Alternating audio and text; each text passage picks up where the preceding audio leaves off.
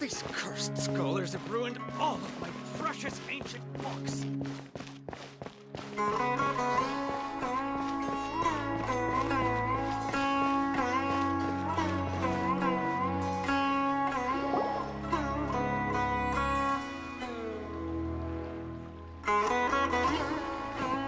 This is Port Ormos.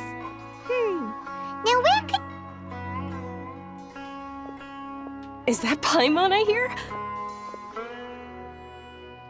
Huh? Oh, it's been a while. How are you doing? Dunyarzad! It's been so long since we've seen you!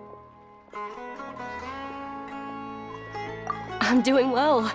I can go as far as saying I have never been happier in my entire life.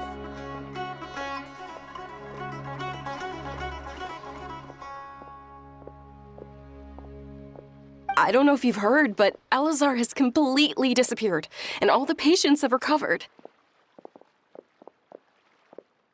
You kidding? Knowing them and the connections they've got, I'm sure they've heard about it. Yeah! That's right. My lady is feeling better now, so I'm accompanying her for a walk. Why do you still call me that, Dia? You've already informed my father of your resignation. I guess I'm just used to calling you my lady. Old habits die hard. Resignation? You mean you're quitting? Yeah, I might start losing my edge if I keep being a bodyguard for the Homayanis. You know that my parents and I are fond of you, and that we appreciate you very much.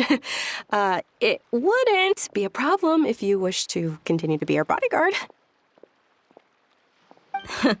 I'm not a woman that's easily persuaded. You should know that by now, my lady. When I took this job, I had already decided that I'd quit as soon as you'd recovered. It's time for me to get back out there and chase that horizon. So what are you gonna do now if you're not gonna be a bodyguard anymore? I want to take a risky job and put my body to the test again. Huh? But we literally just finished one of the most dangerous jobs ever! Are you getting bored already? I know. If I hadn't joined in that plan with you, I wouldn't have come up with this idea. I guess I still get fired up by that feeling of going all out in a fight. It made me realize that I'm still a mercenary through and through. Life is short, and I'm happy that I got to be a part of that operation. But the whole thing also made me realize that there are still many problems in Sumeru, and as a desert dweller, I'm still not completely ready to settle down on this side of the wall. Well, I remember a friend had someone bring you a message.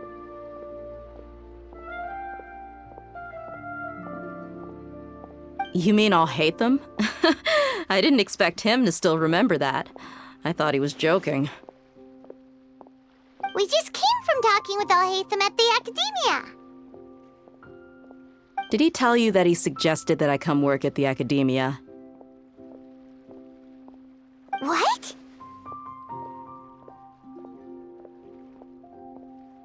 I heard that Azar and his cronies fell from power, and Alhaitham told me that now was a good time to find a job in the academia, but only if I wanted to. Whoa. Paimon can't see you being anything other than a mercenary. Me neither. But I think Dia would look great dressed up as a scholar. Ugh, forget about it. I wouldn't last 10 seconds in there. Alhaitham probably just liked the way I worked and knew I'm good in a fight, so he suggested I find some work in the academia. But you know, if you take him up on the offer, Sino might actually agree and let you become a Matra. Because you're super amazing. The Matra have all the talent they need as long as they have Sino. I prefer to be free to live however I choose. In fact, I chose this job from the very start because I knew it'd be right up my alley. Even if being a mercenary means facing all kinds of danger. A lion has to return to the wild sooner or later. If anything, being your bodyguard has been unfamiliar territory for me. I don't want to see you go, but I'll respect your decision. I'm glad to hear you say that. Come on, no need for the sad face. It's not like we'll never meet again.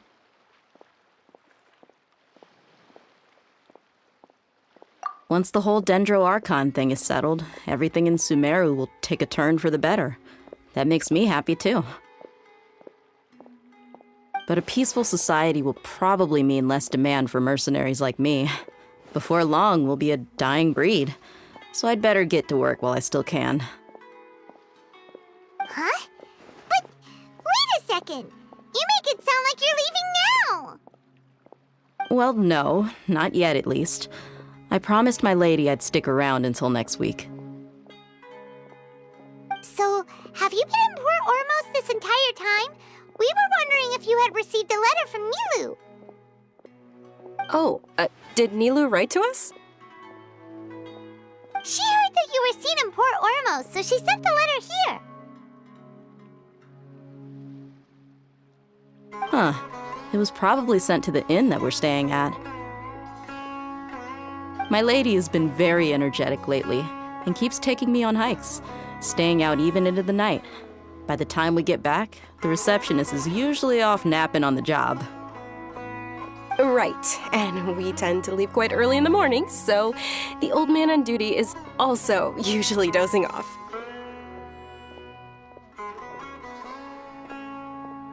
So what it really sounds like is that the person on duty is always asleep. I bet the letter's at the reception desk. I'll go check later. No wonder there wasn't a reply. You never received the letter. Good thing Nilu asked us to come and check on that. Sorry to make you two come all the way out here. It must be something important for Nilu to specifically write to us like that. Yes, she said they were preparing a victory feast in the Grand Bazaar, and will also be celebrating Sino's reinstatement as General Mahamatra. She was hoping you could come. Great! I'll be sure to attend. Count me in too. But is there some sort of dress code or anything for the feast? Can I just show up looking like this? Since it's being organized by Nilu, I don't think she'll be too picky about that. If anything, I think she wants to see us as our most natural selves. All right, then this is how I'll show up. The feast will be held in 2 days, so don't forget. Sure. Thank you so much for letting us know. We'll see you there. Oh, by the way, do you happen to know where Sino and Raman are? The General Mahamatra always comes and goes without a trace. Normally no one knows his whereabouts. Oh. But last time we met, he mentioned that he had something to do in our village. You can try your luck there. As for Raman, your guess is as good as mine. I only remember he said that he had something to discuss with Sino. You can ask Sino when you meet him. Don't mention it. You'd better get going. All right, on to our next stop.